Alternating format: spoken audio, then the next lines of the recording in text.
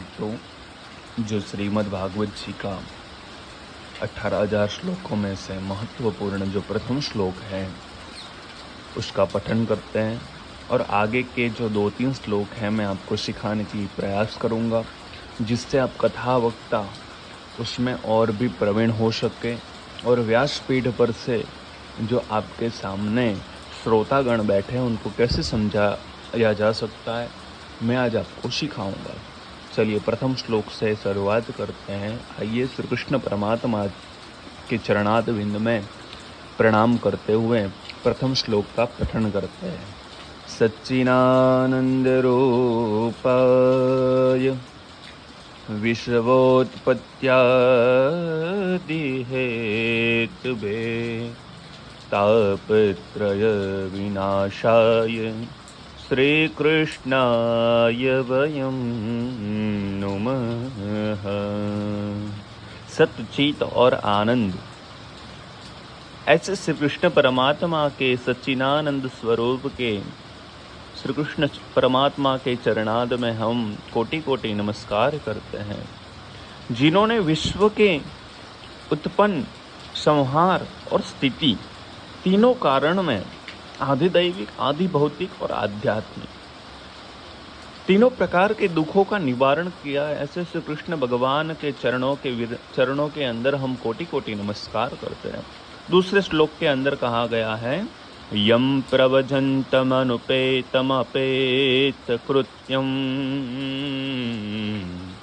द्वैपायनो विरह कातर आजुहाव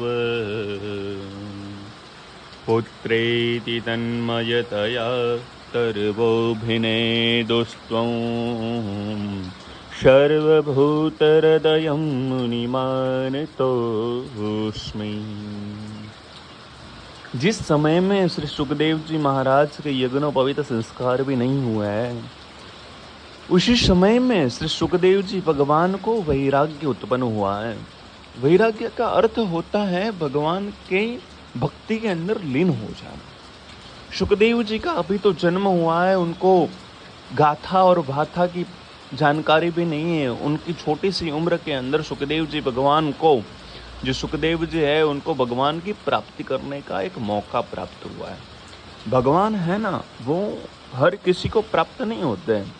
भगवान अपने भक्त को पहले चयन करते हैं। जैसे कि हम किसी परीक्षा के अंदर उत्तीर्ण हो गए तो हमें सरकार चयन करेगी, ऐसे हम अपनी भक्ति की परीक्षा भगवान को देनी पड़ती है। जब हमारी भक्ति सही होती है ना, तो भगवान ऐसे नहीं देखते कि ये पंडित है, ये वैश्य है, ये शूद्र है। उसके अंदर भगवान यज्ञोपवीत संस्कार भी नहीं हुए थे सुखदेव जी के, और भगवान की प्राप्ति हो गई। सुखदेव जी को वैराग्य उत्पन्न हो गया कि अब मुझे भक्ति ही करनी है। ऐसे सुखदेव जी के चरणाद बिंद में हम कोटि कोटि नमस्कार करते हैं। आइए तीसरा श्लोक जानते हैं।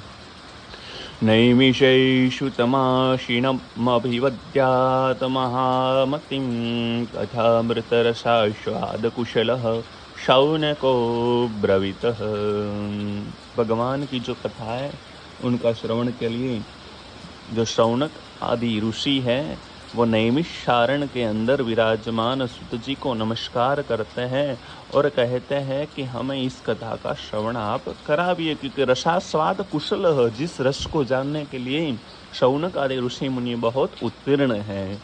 शौनक उवाच, शौनक जी पूछते हैं, यानी कि कहते हैं, अज्ञान धन्वांत विद्वं शकोटि सूर्य समप्रभ श्रुताख्या ही कथा सारो मम कर्ण रसायनम। हे सुत जी, इस जीवन के अंदर बहुत अज्ञान है और अज्ञान के अंदर इतना अंधकार होता है जिससे एक मनुष्य ही जान सकता है। वो अपने जो सुख है, दुख है, उसका कर्म है, धर्म है, उस भाव को देख करके जो नियमित रूप से जो प्रातः समय में उठता है, उसके बाद में उसके ना जाने क्या क्या कर्म उससे हो जाते हैं। तो उस पाप और पुण्य को दोनों समर्पित करने के लिए जो कृष्ण भगवान का जो भागवत स्वरूप, रसायन स्वरूप जो सार गर्भित कथा कही जाती है उसको भागवत कथा कही जाती है। और उस भागवत कथा को सुनने के लिए शौनक आदि बहुत उत्तीर्ण है, ऐसा भगवान को श्रुत जी को कहते हैं। आइए फिर पंचम जो श्लोक है उसका श्रवण करते हैं। भक्ति ज्ञान विरागाप्तो विवेको वर्तते महान, महाया मोह निरासश्च वैष्णवे क्रियते कथम।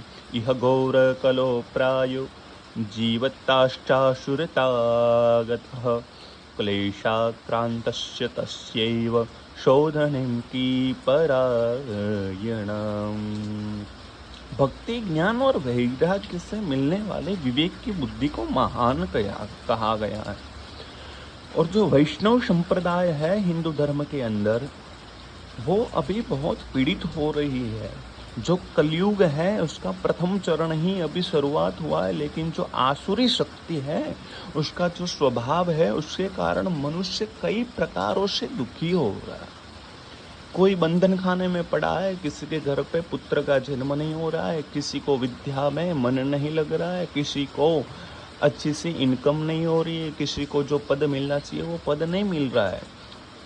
तो भगवान को जो शौनक आदि ऋषि मुनि हैं, जो सूत जी को पूछते हैं कि ऐसे कलयुग में हम इस अंधकार से कैसे बाहर निकलें, तो ऐसा प्रश्न किया है। तो आगे आपको मैं दूसरे जो पार्ट है उसमें 7वें श्लोक से समझाऊंगा। आज के दिन के लिए आपको राधे राधे, जय श्री कृष्ण।